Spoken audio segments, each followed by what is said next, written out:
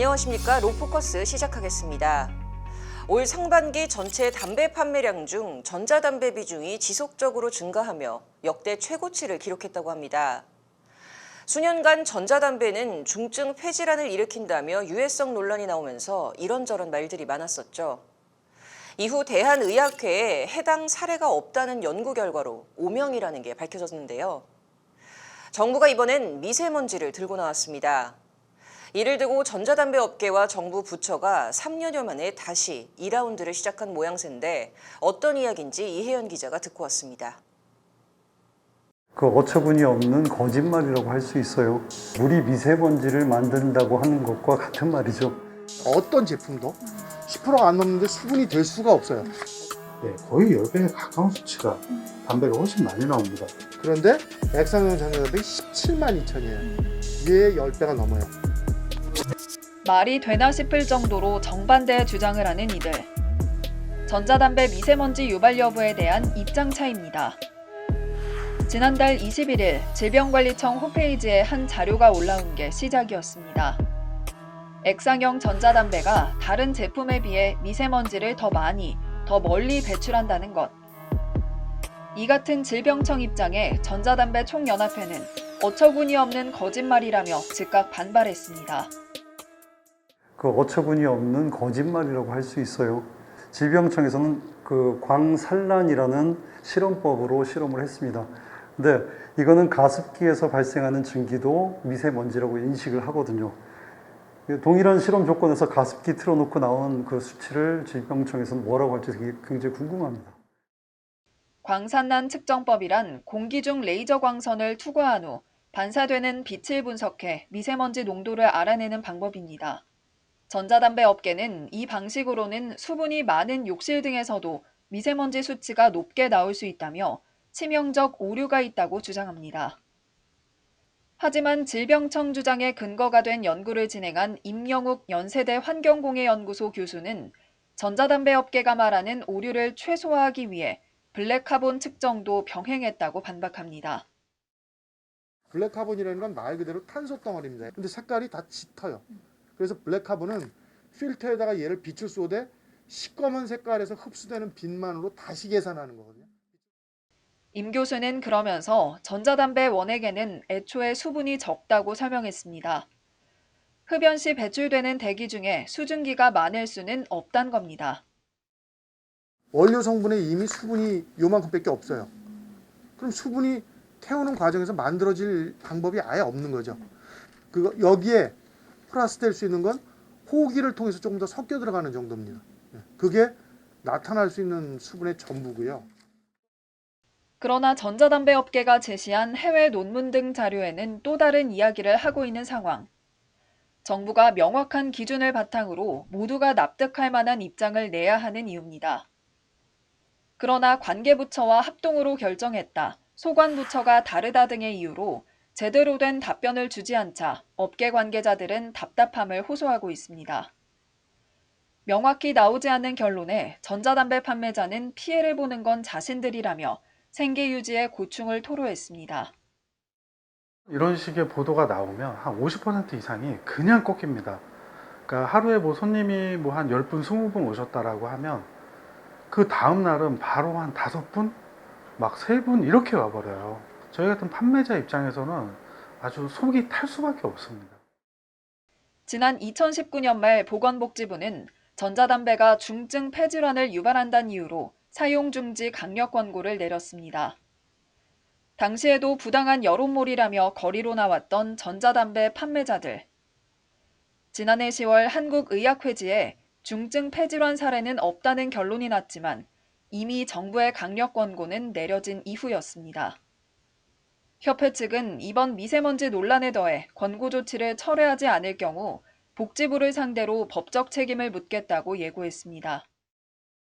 국내에는 폐질환 환자가 없었다는 게 증명됐는데도 보건복지부는 요지부동입니다. 이렇게 질병청에 사기극과 다름없는 이런 행태나 과거 정부의 부당한 행위들을 근거로 취할 수 있는 어떠한 법적 행위라도 강구하고 시도할 생각입니다. 전자담배가 국내에 들어온 지 10여 년이 지난 지금 보다 명확한 기준 등의 논의가 더 필요해 보입니다. 법률방송 이혜연입니다. 전자담배 유해성 여부를 둘러싸고 업계와 정부가 갈등을 빚어온 게 하루 이틀 일이 아닌데요. 이혜연 기자와 전자담배 유해성 논란 얘기 더 나눠보도록 하겠습니다. 자, 이 기자, 정부가 전자담배 관련해서 내린 이런 행정 조치들 때문에 큰 타격을 업계가 입었습니다. 전자담배 총연합회 측이 소송을 걸겠다고 나선 상황이라고요? 네, 앞서 보신 것과 같이 3년 전에 정부가 전자담배에 대해서 사용 중지 강력 권고로 제재 수위를 높인 바 있는데요.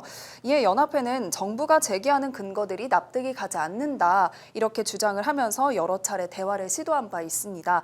하지만 번번이 무산이 되자 소송을 걸겠다고 강력하게 나온 상황입니다.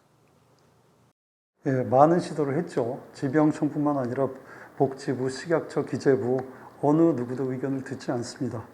근데 제가 생각하기에는 이런 어처구니 없는 그런 실험을 하고서 그게 반박을 하면 저 같아도 할 말이 없을 것 같아요.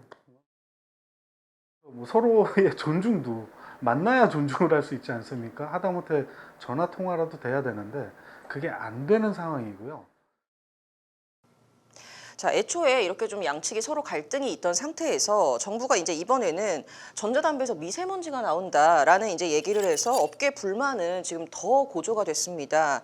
그런데 이 정부가 밝힌 미세먼지 배출 얘기가 이제 어떻게 보면 좀 신뢰성이 있는 과학적 연구를 근거로 한 건 아니었습니까? 이것만 보면 사실 잘 모르는 이제 저희 같은 좀 일반인들 입장에서는 당장에는 좀 업계가 무리한 주장을 하고 있다라고 생각을 할 수도 있을 것 같은데 소송을 진행하려면 업계 측도 조금 타당한 좀 신뢰성 있는 근거가 필요할 것 같아요.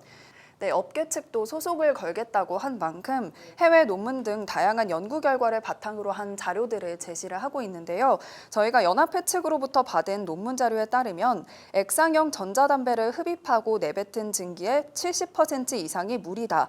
증기 중 미세먼지는 일반 담배보다 훨씬 적은 수치가 나온다 등의 결과가 나와 있습니다. 그 증기 안에 수분 함량이 얼마나 포함되어 있느냐, 원물에 포함되어 있는 수증기의 양과 기체화됐을 때에 분포되어 있는 수증기의 양, 이 두 가지를 나눠서 봐야 되는 것입니다. 그래서 저희가 이제 전달드린 논문에 보시면 네, 정부와 연합회 측 모두 이제 좀 검증된 결과들을 내세우면서 뭐 내 말이 맞다라고 하는 모양새인 것 같습니다. 자, 그렇다면 향후 소송에서 이러한 과학적 해석들이 좀 정말 이게 맞는 것이냐, 뭐 이런 것들이 쟁점이 될 수 있을 것 같네요. 네, 그렇습니다. 연합회 측과 향후 소송을 진행하게 될 변민혁 법무법인 이유 변호사 또한 과학적 사실이 중요할 거라고 주장을 하고 있는데요. 특히 유해성 여부가 쟁점이 됐던 사례들을 분석해 본다고 합니다. 변 변호사의 말 직접 들어보시겠습니다. 유해성 있는 음식 같은 경우에 이게 정말 유해한지 아닌지에 대한 갈등이나 다툼이 굉장히 많았었거든요. 그런 사례를 위주로 해서 저희도 비슷한 사례들을 계속해서 수집하고 있는. 또한 이 변 변호사는 관련 자료 검토 이후에 정부에서 해당 실험 결과를 왜곡 해석했다고 판단이 됐을 경우에 법적 처벌 또한 이뤄질 수 있다고도 설명합니다. 형법상은 누군가 고의과실로 허위사실 유포해서 타인의 업무를 방해하면 처벌하는 규정이 있거든요. 과연 이런 보도자료가 과연 이제 고의나 과실에 따라서 허위사실 유포한 것인지 해당되는지 손해배상 청구 소송, 이런 법적 소송 같은 거를 이제 연구하고 지금 검토하고 있는 상황입니다. 네, 이런 좀 관련 쟁점들이 아직 진행 중이기는 하지만 사실 디테일한 부분에서 혹여나 왜곡이 좀 있다고 하더라도 전자담배 또한 담배다 보니 좀 사람 몸에 해롭긴 할 것 같아요. 네, 업계에서도 이를 충분히 인지하고 있는 상황입니다. 그러나 국가의 선도적 차원조차 진실만을 근거해야 하지 않겠냐고 주장하고 있는 건데요. 직접 들어보시겠습니다. 저희는 인정해요. 액상형 전자담배가 몸에 이로운 제품은 아닙니다. 일단 이 전제를 명확히 하고 국가에서 이렇게 선도적인 차원으로 먼저 하는 것도 이해를 합니다. 하지만 그 선도적인 차원조차도 팩트에 기반을 해야 된다는 거죠. 한편 이 해당 실험을 진행한 임영욱 교수는 연구자 입장에서는 유해한 것에 대해 유해하다고 판단하는 게 맞다고 생각한다고 말하고 있습니다. 이 담배가 아이들이나 민간 분들에서 쓰여지고 더 나아가서 주변에 간접 흡연에 대한 피해가 마구 생기고 있는데 이걸 수증기라고 호도하면서 계속해서 판매를 하는 거, 그거를 방관하는 건 연구자로서 할 일은 아닌 것 같아요. 네, 각자의 입장이 좀 첨예하게 대립 중이다 보니 해결이 좀 쉽게 날 것 같지는 않네요. 더 지켜봐야 할 것 같습니다. 이번 주 여기까지 듣도록 하겠습니다.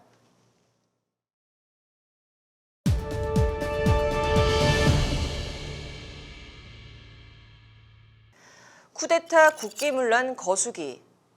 정부의 경찰국 신설 발표부터 출범까지 과정에선 이처럼 수위 높은 발언들이 쏟아졌습니다.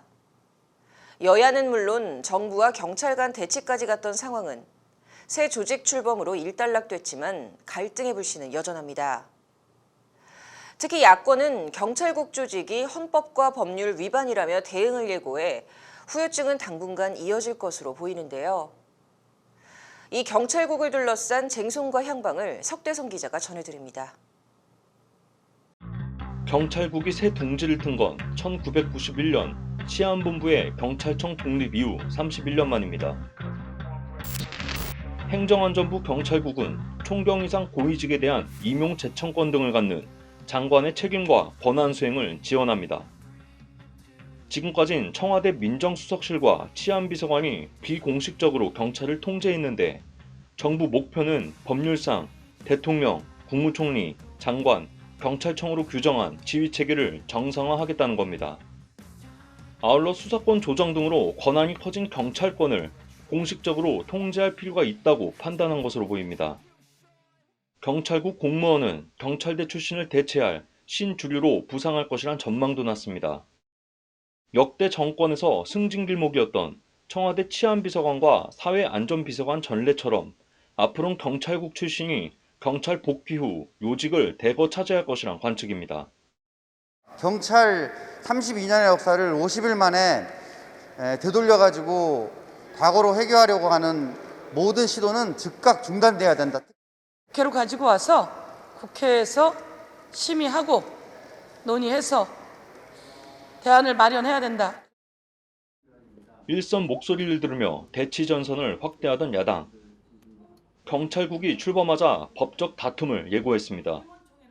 법률자문단을 통해 헌법재판소에 권한쟁의 심판을 청구한다는 방침입니다.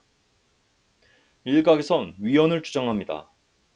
헌법은 행정 각 부의 설치, 조직과 직무 범위는 법률로 정한다고 명시합니다. 또 정부 조직법은 경찰청에 관한 사항은 따로 법률로 정한다고, 경찰법엔 국가경찰사무에 관한 주요 사항은 국가경찰위원회 심의, 의결을 거쳐야 한다고 규정하고 있습니다. 이를 고려해 대통령령으로 신설한 경찰국은 무효라는 겁니다. 하지만 이상민 장관은 헌법 96조가 말하는 법률은 정부 조직법이라며 위헌이나 위법을 주장하는 분들이 법 조항을 한 번이라도 봤는지 의문이라고 비꼬았습니다. 실제 정부 조직법은 국이나 과에 해당하는 보조기관 설치와 사무분장은 법률로 정한 것 외에 모두 대통령령이라는 점을 분명히 합니다. 야당은 장관 대신 경찰청장이 인사재청권을 갖는 방안을 추진하고 경찰국 신설 과정에선 위법 요소가 없었는지 들여다보겠다는 입장입니다. 일부 경찰은 경찰국 실효성에 의문을 표합니다. 사실 현장 경찰관들은 민정에서 했을 때랑 지금 장관님이 했을 때랑 뭘 하셨는지 잘 모릅니다. 무엇이 그리 급하기에 행안부의 경찰국 조직을 이렇게 급하게. 학계는 경찰 조직 통제 필요성을 인정하면서도 진통은 계속될 것으로 전망했습니다. 경찰에 대한 통제는 어떤 형태든 필요했던 것이고, 정치권에서도 이미 소송전을 벌이는 것 같고, 직장인 협의회라든가 시민단체에서도 소송을 제기하고 올 것이니까 최종 판단은 사법적 판단에 달렸을 것이고. 윤석열 정부의 다음 과제는 경찰대 개혁입니다. 초대 경찰국장을 포함한 경찰국 직원 16명 중 경찰대 출신은 단 1명뿐. 경찰대 카르텔 타파 의지를 보여준 상징적 대목이란 해석이 나옵니다. 일반 공채를 통해 경찰에 입직하면 경위까지는 빨라도 6년. 반면 경찰대 출신은 졸업 시 자동으로 경위에 임관합니다. 전체 경찰관 13만 명 중 경찰대 출신은 2.5%에 불과하지만 총경 이상 중 경찰대 출신 비율은 60%가 넘습니다. 윤석열 정부의 경찰개혁은 경찰국 출범으로 이미 돛을 올렸습니다. 순풍과 역풍이 계속되는 가운데 그 종착지는 어디일지 관심이 쏠리고 있습니다. 법률방송 석대성입니다.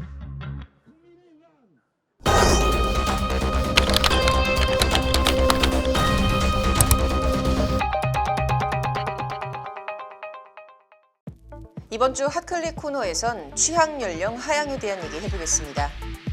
먼저 지난 29일 있었던 박순애 부총리 겸 교육부 장관의 대통령 업무보고 사전 브리핑 현장 영상부터 보시겠습니다.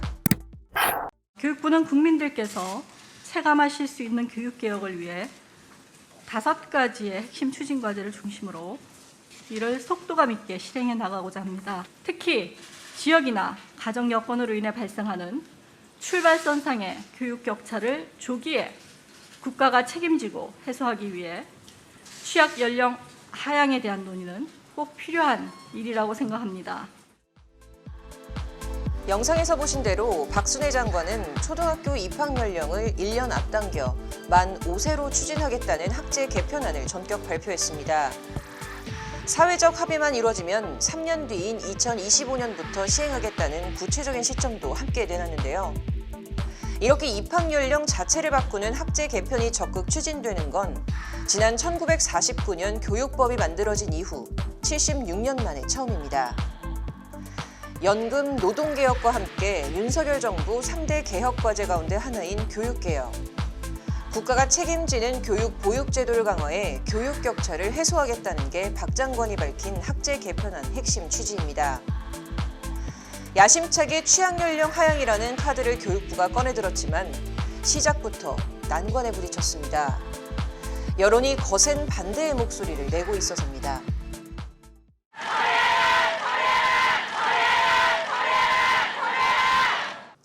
사교육 걱정 없는 세상을 비롯한 30여 개 교원 학부모 단체들은 지난 1일 찜통더위 속에도 학제 개편안 반대를 위해 거리로 나섰습니다. 이들은 만 5세 초등 취약은 유아들의 인지 정서 발달 특성상 부적절하며 입시 경쟁을 앞당기는 부작용을 초래한다며 유아들의 삶과 성장을 단지 산업인력 양성이라는 경제적 논리에 종속시키는 반교육적인 정책을 당장 폐기하라고 촉구했습니다.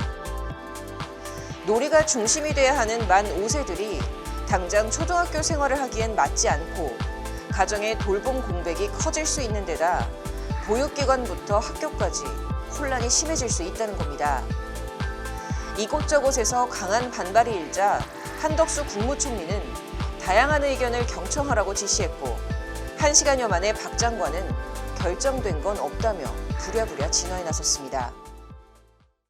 모든 것은 열린 자세로 사회적 합의를 도출해 나가는 과정을 거칠 것입니다. 그렇다면 교육부가 밝힌 계획대로 3년 뒤 해당 개편안을 시행하려면 어떤 절차가 필요할까요? 당연히 법이 먼저 개정돼야 합니다. 취약 연령에 대한 관련 규정은 초중등교육법 제13조에 명시돼 있습니다.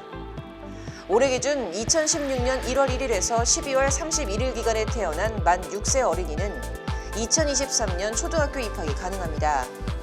때에 따라선 만 5세 조기는 물론 만 7세 입학도 가능합니다.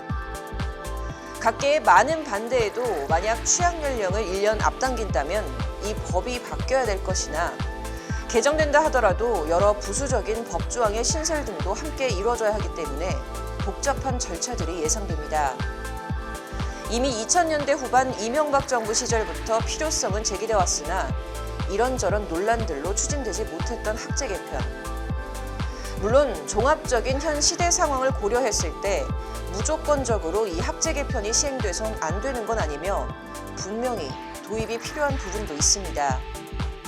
다만 관련 단체나 교원, 학부모들의 우려가 적지 않은 만큼 광범위한 설문조사를 비롯한 공청회 개최 등 국민 설득 과정을 충분히 거쳐야 할 것입니다. 이번 주 핫클릭 여기까지입니다.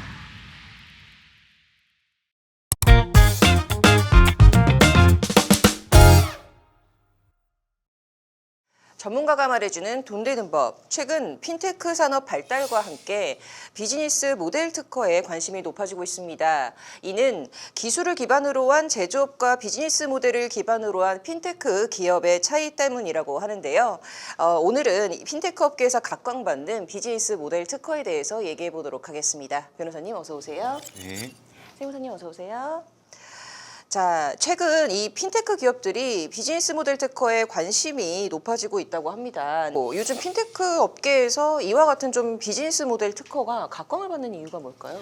그것은 아무래도 이제 핀테크라는 좀 특성 같습니다. 핀테크 산업에서는 이제 뭐 개별적으로 뛰어난 기술 보유하고 있는 그런 기업들도 물론 있습니다. 하지만 이제 핀테크라는 것이 다른 IT 회사가 도저히 따라갈 수 없을 정도의 고도의 IT 기술을 갖고 있다든지 뭐 그런 것은 아닙니다. 이미 세상에 존재하고 일정 수준 이상의 기술이 되면 이제 모두가 구현을 할 수 있는 거지만 다만 이제 그것을 훌륭한 아이디어와 이런 것들은 어디서 데이터를 가져와서 어떻게 가공하면 되겠다라는 그런 훌륭한 판단들에 의해서 만들어지는 것이 이제 핀테크 기업의 핵심 역량입니다. 그래서 핀테크 기업이 아무리 IT 기술이 뛰어난다 할지라도 이제 뭐 전문적인 IT 기술에 비해 IT 업체들에 비해 떨어질 수밖에 없고, 그렇다면 이제 아이디어로 이제 승부를 하는 것이 산업의 본질이기 때문에 이런 아이디어에 대해서 보호를 받을 필요성이 되게 커진 거죠. 자, 그런데 요즘에 이 금융규제 샌드박스에 대한 관심이 좀 떨어지고 있는 반면에 이 비즈니스 모델 특허에 대한 관심이 높아지는 거는 무슨 이유 때문일까요? 네, 조금 안타까운 일들이 그동안 많이 있었기 때문입니다. 금융규제 샌드박스를 통해서 혁신금융 서비스 지정이 됐다라면 매우 기쁘겠죠. 하지만 그렇다고 해서 누가 내 사업 모델을 따라하지 못하는 것은 아닙니다. 실제로 이제 비상장 주식 거래 플랫폼이라든지 조각 투자 플랫폼 이런 것들은 유사한 사업 모델을 가진 기업들이 많이 있고 모두 다 샌드박스를 신청해서 혁신금융 서비스를 받았습니다. 이제 그러다 보니 이제 내가 열심히 많은 시간과 노력과 비용을 들여서 비즈니스 모델 만들고 샌드박스 신청해서 받고 그리고 나서 하다 보니까 이 규정도 그때 같이 넣었어야 되는데 하면서 수많은 시행착오를 겪습니다. 근데 이제 그것을 옆에서 지켜보더니 이제 그 규정까지 넣어가지고 더 빠르게 이렇게 보완해서 사업을 진행하는 경우들이 많습니다. 결국 이제 먼저 시작한 스타트업들이 쓰러지는 것을 보고 학습을 한 후발주자가 결국에는 과실을 먹는 경우들이 많다 보니까 이제 비즈니스 모델 특허를 받아서 이제 특허 같은 경우에 내가 특허를 받아놓으면 다른 누군가가 이제 특허를 침해하면 거기에 대해서 그걸 금지하거나 손해배상을 받을 수 있어서 이런 것들에 대해서 좀 주목을 하고 있는 것으로 보입니다. 네, 말씀 변호사님께서 앞서 잘 설명을 해주셨는데요. 그리고 말씀드린 것처럼 시장의 후발주자들이 나의 시행착오를 비용 없이 배울 수 있다는 점에서 가장 큰 장점이라고 말씀드릴 수가 있는데, 근데 경우에 따라서는 이제 자기의 사업 모델을 통째로 이제 빼앗기는 안타까운 경우도 굉장히 많거든요. 금융업은 규제 산업인 거고 또 게다가 이제 인허가 요건을 갖추어 있어야 하는 경우도 많습니다. 경우에 따라서는 당연히 이제 정책적 판단에 따라서 인허가를 이제 허락해주거나 안 해주거나 경우가 좀 갈리는 경우가 있거든요. 그래서 실제로 예를 들어서 설명드리면 제사 신용평가사의 경우에도 이제 여러 번 계속 시장에서는 승인이 될 거다라고 했지만 아직까지도 좀 나타나지 않는 경우가 있거든요. 그래서 이와 같이 금융업의 특성 때문에 혁신금융 서비스에 지정을 받은 기업이라 하더라도 기존의 이제 금융의 인프라를 독점하고 있는 기존의 금융 유관기관들의 협조가 필수적일 수밖에 없는 요건입니다. 근데 이제 알고 계신 것처럼 이제 금융의 유관기관들은 이미 시장에서 내가 독점적 지위나 어느 정도 지위를 유지하고 있기 때문에 굳이 핀테크 기업의 인프라 접근 같은 거를 허용해 줄 필요도 없고 본인들 따라서는 이거는 본인들도 할 수 있는 영업 비즈니스라고 충분히 생각할 수도 있기 때문에 핀테크 기업들 입장에서는 사업 성공을 위해서는 적극적으로 거기에 대한 본인들의 메리트를 설명을 하고 적극적인 노하우도 좀 공개를 해야지만 사업적으로 이루어지는 경우가 많습니다. 그래서 협업이 만약에 지지부진해서 몇 년이 지나가지고 언론을 통해서 내가 미팅을 다녔던 유관기관들이 해당 업무를 출시하는 경우는 안타까운 사례들을 좀 보는 경우가 많거든요. 그래서 비즈니스 모델 특허는 이러한 것을 이제 막을 수 있는 게 가장 큰 장점이다라고 말씀드릴 수 있습니다. 네, 그러면 이 비즈니스 모델 특허로 금융 규제 샌드박스를 좀 대체할 수가 있을까요? 네, 근데 아쉽게도 그런 것은 아닙니다. 이제 비즈니스 모델 특허는 나만의 아이디어를 다른 사람이 사용할 수 없도록 하는 기능이 있지만, 하지만 아무리 비즈니스 모델과 그런 기술로 특허를 받았다 할지라도 법률적으로 이제 막고 있는 것을 허용할 수 있게 해주지는 않습니다. 결국 이제 두 개의 기능이 다릅니다. 금융규제 샌드박스는 법률 때문에 못하는 것을 할 수 있게 해주는 기능을 하고 있고, 그리고 비즈니스 모델 특허는 내가 가진 아이디어를 다른 사람이 사용하지 못하도록 하고 있어서 제도의 목적이 약간 차이가 있습니다. 네. 자, 그럼 마지막으로 이러한 핀테크 기업 비즈니스 모델 특허 관련해서 저희 시청자들한테 좀 조언을 해주신다면 어떤 게 있을까요? 네, 뭐 핀테크 스타트업은 뭐 다른 산업에 비해서 비교적 이제 작은 자본으로 이제 창업을 할 수 있다는 장점이 있고, 그리고 비즈니스 모델 특허라든지 금융규제 샌드박스를 통과할 경우에는 외부에서 또 투자 받기도 매우 좋습니다. 따라서 이제 어떤 것에 이제 관심이 있는 뭐 시청자들이 있다라고 하면 금융규제 샌드박스뿐만이 아니라 비즈니스 모델 특허 등을 좀 받아 놓는 것도 좀 관심 있게 고려를 해보시면 좋습니다. 차 변호사님께서 요즘 워낙 그 금융규제 샌드박스나 특허 관련을 워낙 많이 하시고 실무 좀 진행 많이 해주셔가지고 앞서서 잘 설명을 좀 해주셨는데요. 제가 그럼 추가적으로 저희 시청자분들 혹시나 이 방송을 보고 계시는 일반적인 분들을 위한 팁 좀 설명을 해드리도록 하겠습니다. 경기가 안 좋을 때에는 좀 매출을 관리해 줄 수 있는 여러 가지 시스템이 좀 있거든요. 예를 들면 이제 내가 물건을 팔았다라고 생각하는 건데 혹시나 뭐 고객 한 명이 2번을 결제하는 경우가 있고 또 내가 카드가 결제가 되었다 하더라도 나한테 바로 수금되는 게 좀 시점의 차이나 시스템적인 오류로 좀 병목되는 경우가 있어요. 근데 이런 것들을 잡아줄 수 있는 핀테크 기업들도 굉장히 많은 부분이 있거든요. 그래서 이러한 것들을 좀 잡아주고 매출 좀 쉽게 확인해서 정산 서비스를 도와주는 핀테크 관련된 서비스도 굉장히 많이 좀 서비스를 받고 있고요. 이러한 서비스들 적극적으로 이용하시면은 사업하시는 분들한테 큰 도움이 되실 거라고 말씀을 좀 드릴 수가 있고요. 자신이 그 조그만 사업을 하시더라도 이제 벤처기업 같은 것들을 인증을 받으신다고 한다면 벤처기업 인증을 통해서 절세를 받는 방법도 한 가지 꿀팁으로 말씀드릴 수가 있겠습니다. 네, 자 이번 주 저희가 비즈니스 모델 특허에 대해서 알아봤는데요. 다음 주에는 더 유익한 정보를 가지고 찾아뵙도록 하겠습니다. 감사합니다.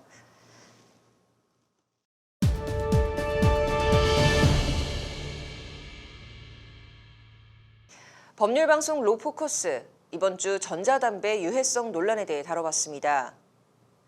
몇 년째 유해성 논란으로 업계와 정부는 계속해서 강대강 대치를 하는 중인데요. 이에 혼란을 겪는 건 결국 종국적으로 소비자들일 겁니다. 물론 국민들의 건강을 지키기 위해서 전자담배가 실제로 좋지 않다면 제품 회수나 판매 금지 등 정부의 적극적인 행정 조치는 당연히 있어야 합니다. 다만 전자담배 흡연으로 인한 질환의 정확한 상관성 조사도 역시 선제적으로 이루어져야 할 것인데요. 업계의 생계만 위협하는 일은 없어야 하기 때문입니다. 전자담배의 피해 인과관계가 분명하게 입증된다면 그때 가서 정부 차원의 확실한 규제가 이루어져도 늦지 않아 보입니다. 로포커스 여기서 마치도록 하겠습니다. 시청해주셔서 고맙습니다.